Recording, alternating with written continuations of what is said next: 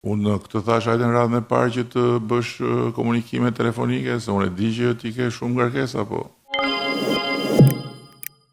I kam kërkuar ministrit të pushtetit vendor që të ngrej një task force të përbashkët mes qeverisë dhe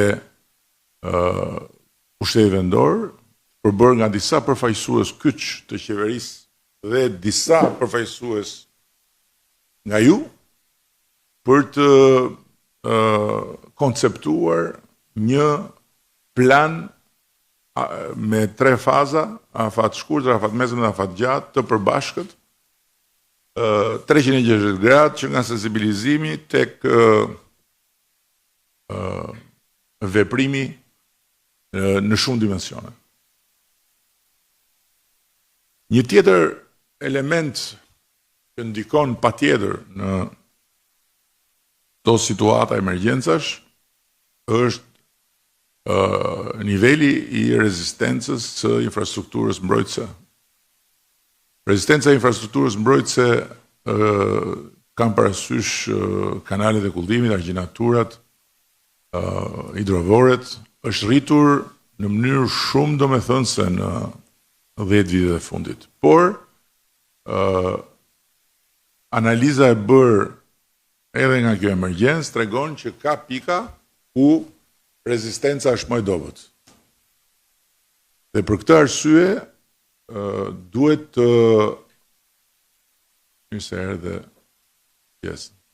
për këtë arsye duhet të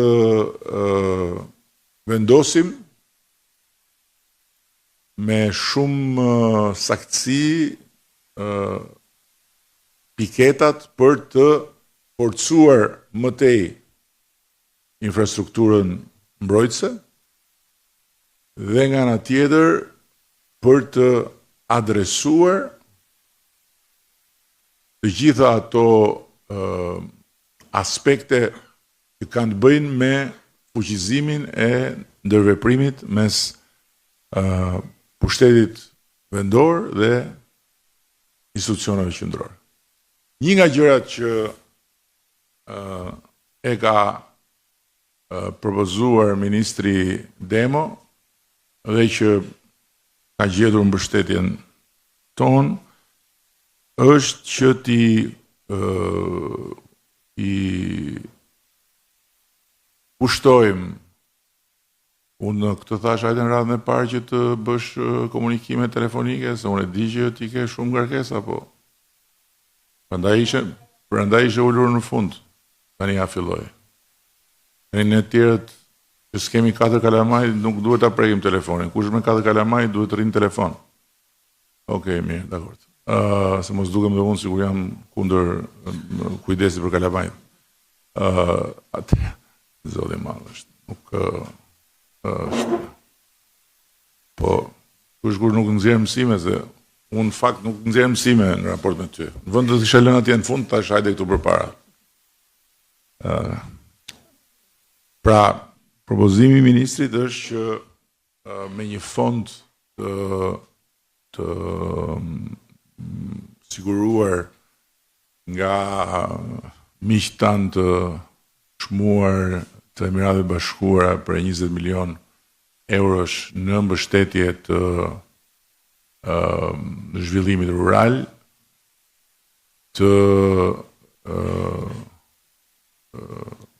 blejmë një sasi domethënëse mjetesh që vendosen në shërbim të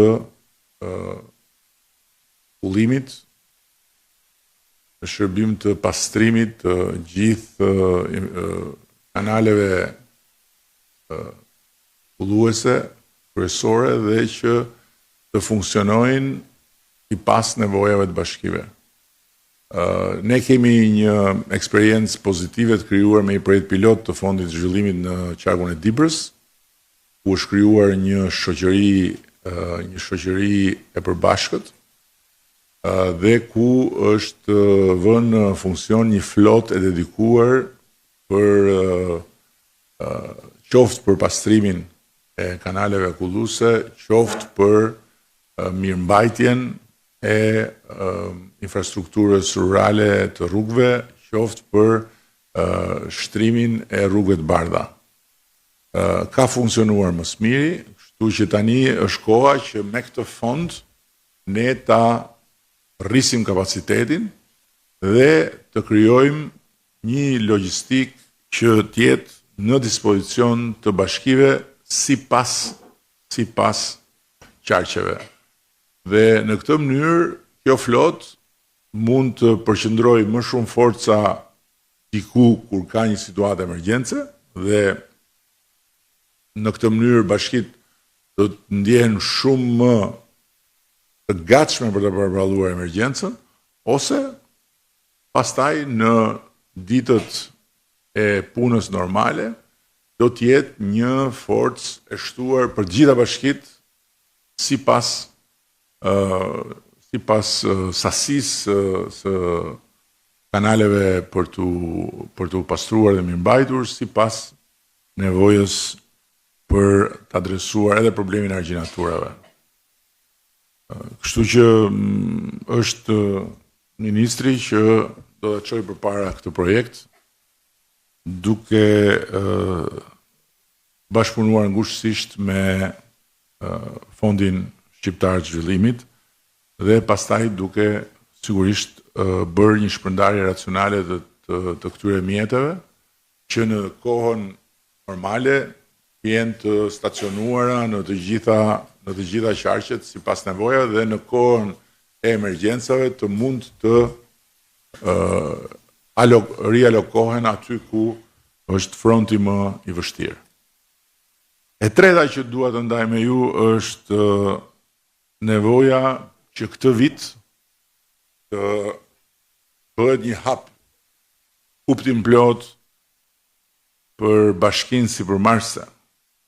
Kemi folur dhe stër folur për këtë dhe jemi akoma shumë larg nga krijimi i një force lokale, vendore,